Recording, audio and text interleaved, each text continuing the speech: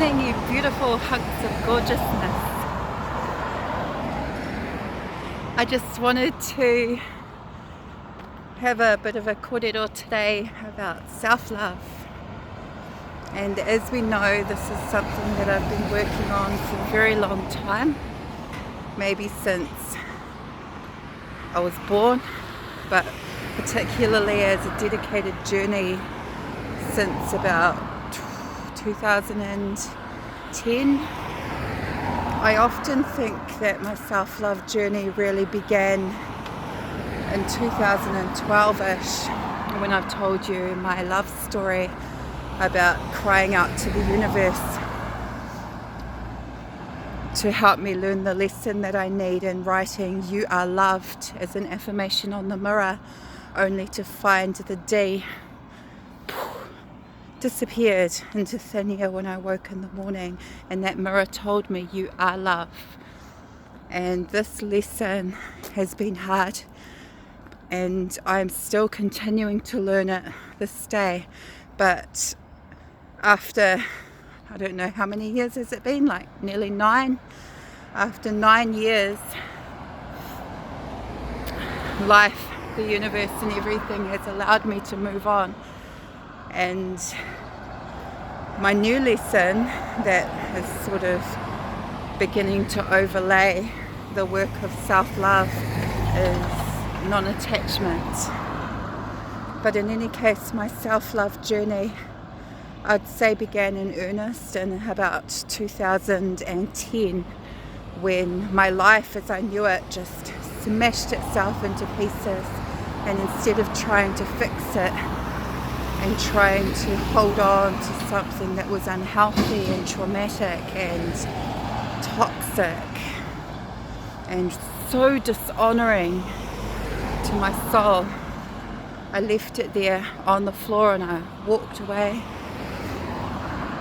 And that was the most powerful act of self-love, I think, that I've ever done. And in no way will I say that my journey ended, but another check-in point in, the marathon of life. You know how they have those aid stations so that you're not alone? And they give you sustenance and food and drink and sweets. And, they fill you up. I'll do one of those one day, by the way. I haven't yet. Everything in time. So in the aid station, one of the major aid stations of my journey last year, 8 years since the universe told me to stop looking for love externally and start realizing that it lies internally. I'd started this mission of getting up ridiculously early and moving with joyful movement, not giving a crap who's watching. I'm sure all those people going to work are smiling, and that's a good thing. So I'd started that, and I was up at that beautiful hour, like 5 a.m, in my bedroom, and I had India Ari playing "You Are Light," or "I Am Light," sorry. And I was really listening, not just having it as background noise, but really letting that move through my soul as I moved my body like a sacred meditation to the music. And I felt something activate within me that day. I felt for the first time the love that I am activate and run through my soul. And it was the most beautiful, blissful feeling. And I just stood there and kept moving and cried.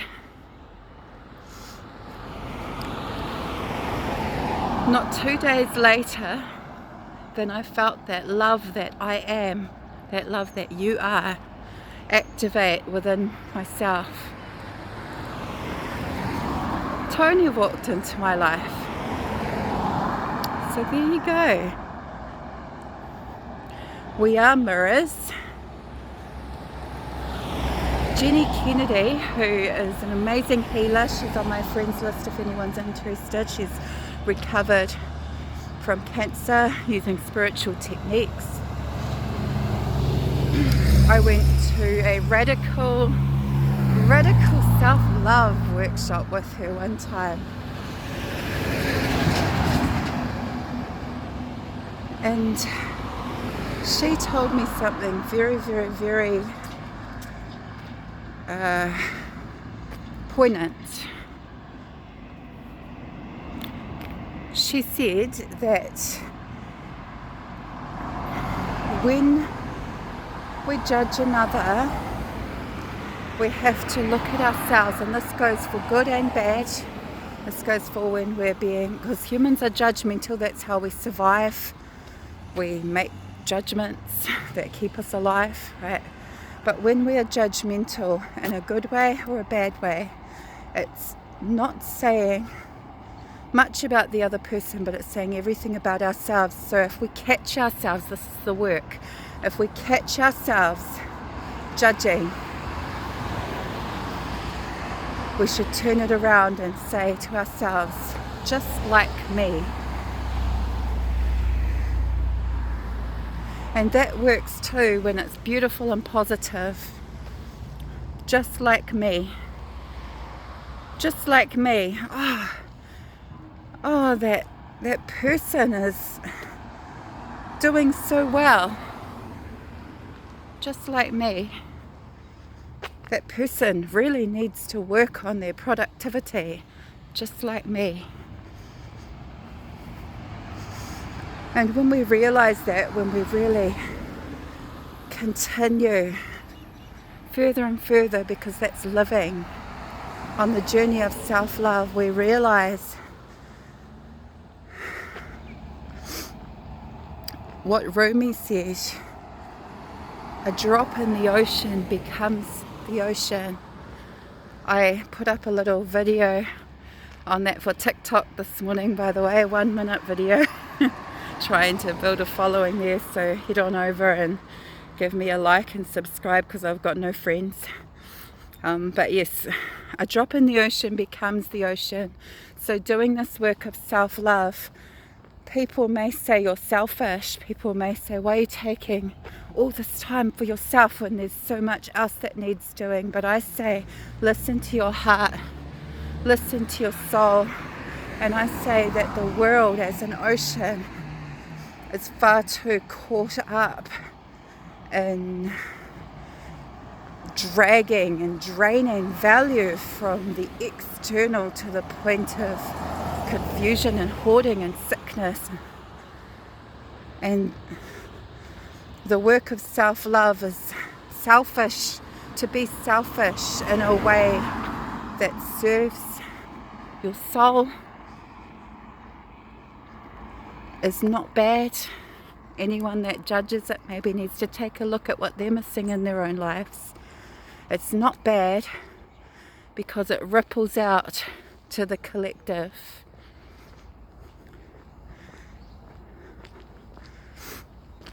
It colours the ocean, it changes the ocean, because the ocean is made up of individual drops.